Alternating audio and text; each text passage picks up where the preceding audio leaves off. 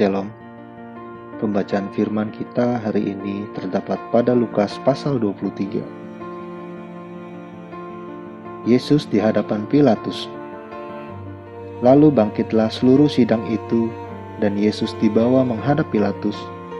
Di situ mereka mulai menuduh dia, katanya, "Telah kedapatan oleh kami bahwa orang ini menyesatkan bangsa kami dan melarang membayar pajak kepada Kaisar. Dan tentang dirinya ia mengatakan bahwa ia adalah Kristus, yaitu Raja." Pilatus bertanya kepadanya, "Engkaukah Raja orang Yahudi?" Jawab Yesus, "Engkau sendiri mengatakannya." Kata Pilatus kepada imam-imam kepala dan seluruh orang banyak itu, "Aku tidak mendapati kesalahan apapun pada orang ini."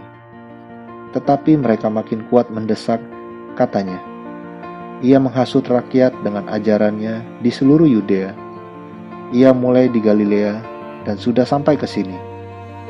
Ketika Pilatus mendengar itu, ia bertanya, "Apakah orang itu seorang Galilea?"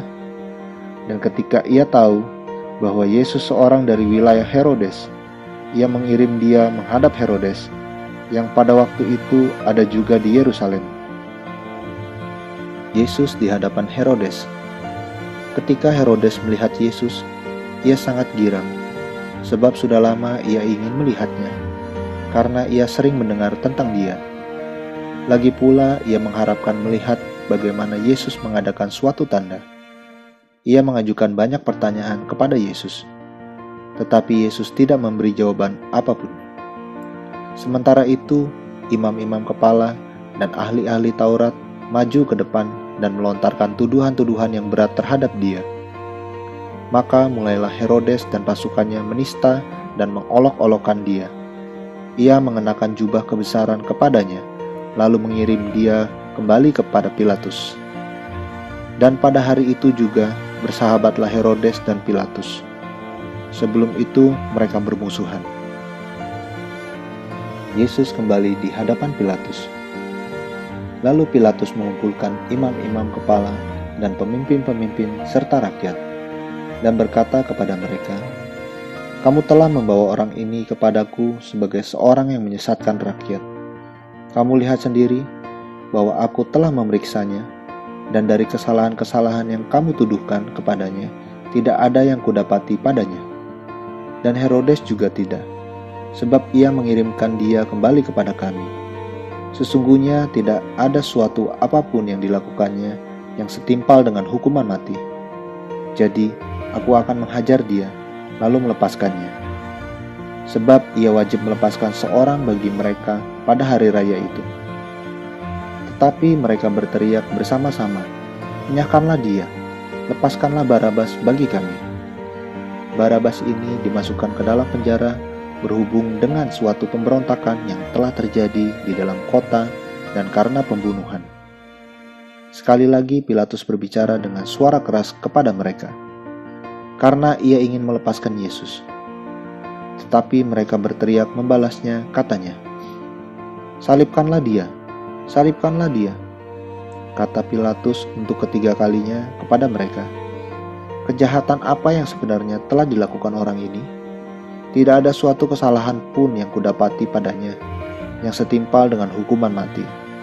Jadi aku akan menghajar dia, lalu melepaskannya."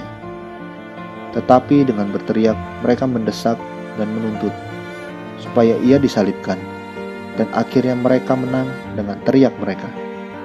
Lalu Pilatus memutuskan supaya tuntutan mereka dikabulkan, dan ia melepaskan orang yang dimasukkan ke dalam penjara karena pemberontakan dan pembunuhan itu sesuai dengan tuntutan mereka. Tetapi Yesus diserahkannya kepada mereka untuk diperlakukan semau-maunya. Yesus dibawa untuk disalibkan. Ketika mereka membawa Yesus, mereka menahan seorang yang bernama Simon dari Kirene yang baru datang dari luar kota, lalu diletakkan salib itu di atas bahunya supaya dipikulnya sambil mengikuti Yesus. Sejumlah besar orang mengikuti dia, di antaranya banyak perempuan yang menangisi dan meratapi dia. Yesus berpaling kepada mereka dan berkata, "Hai putri-putri Yerusalem, janganlah kamu menangisi aku, melainkan tangisilah dirimu sendiri dan anak-anakmu. Sebab lihat, akan tiba masanya orang berkata, berbahagialah perempuan mandul dan yang rahimnya tidak pernah melahirkan, dan yang susunya tidak pernah menyusui. Maka orang akan mulai berkata kepada gunung-gunung, runtuhlah menimpa kami, dan kepada bukit-bukit, timbunilah kami. Sebab, jikalau orang berbuat demikian dengan kayu hidup, apakah yang akan terjadi dengan kayu kering? Dan ada juga digiring 2 orang lain, yaitu 2 penjahat untuk dihukum mati bersama-sama dengan dia. Yesus disalibkan. Ketika mereka sampai di tempat yang bernama Tengkorak, mereka menyalibkan Yesus di situ, dan juga kedua orang penjahat itu, yang seorang di sebelah kanannya dan yang lain di sebelah kirinya. Yesus berkata, "Ya Bapa, ampunilah mereka, sebab mereka tidak tahu apa yang mereka perbuat." Dan mereka membuang undi untuk membagi pakaiannya. Orang banyak berdiri di situ dan melihat semuanya. Pemimpin-pemimpin mengejek dia, katanya, "Orang lain ia selamatkan, biarlah sekarang ia menyelamatkan dirinya sendiri. Jika ia adalah Mesias, orang yang dipilih Allah." Juga prajurit-prajurit mengolok-olokkan dia. Mereka mengunjukkan anggur asam kepadanya dan berkata, "Jika engkau adalah raja orang Yahudi, selamatkanlah dirimu." Ada juga tulisan di atas kepalanya, "Inilah raja orang Yahudi." Seorang dari penjahat yang digantung itu menghujat dia, katanya, "Bukankah engkau adalah Kristus? Selamatkanlah dirimu dan kami." Tetapi yang seorang menegur dia, katanya, "Tidakkah engkau takut, juga tidak kepadanya Allah, sedang engkau menerima hukuman yang sama? Kita memang selayaknya dihukum, sebab kita menerima balasan yang setimpal dengan perbuatan kita. Tetapi orang ini tidak berbuat sesuatu yang salah."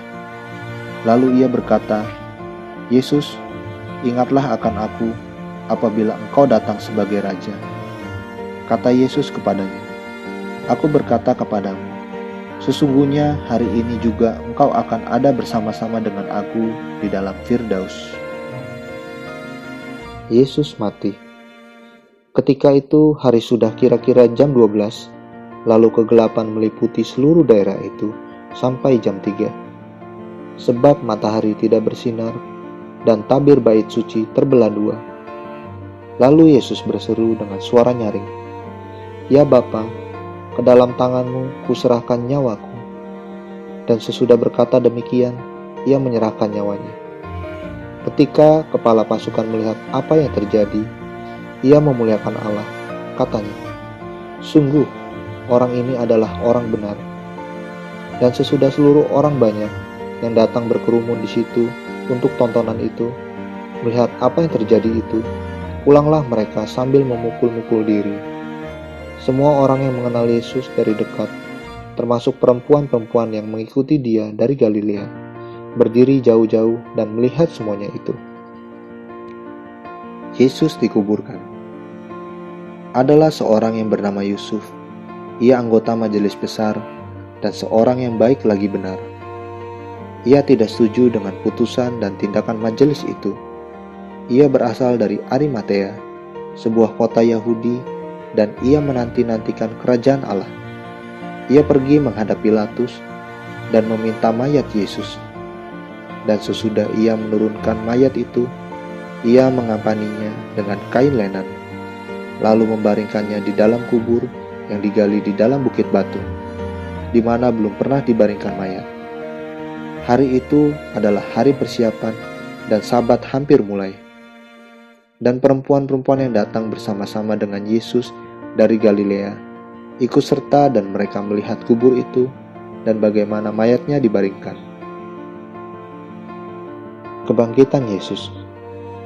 Dan setelah pulang, mereka menyediakan rempah-rempah dan minyak mur. Dan pada hari Sabat, mereka beristirahat menurut hukum Taurat. Amin. Terus baca firman-Nya, renungkan dan lakukan dalam kehidupan kita. Tuhan Yesus memberkati.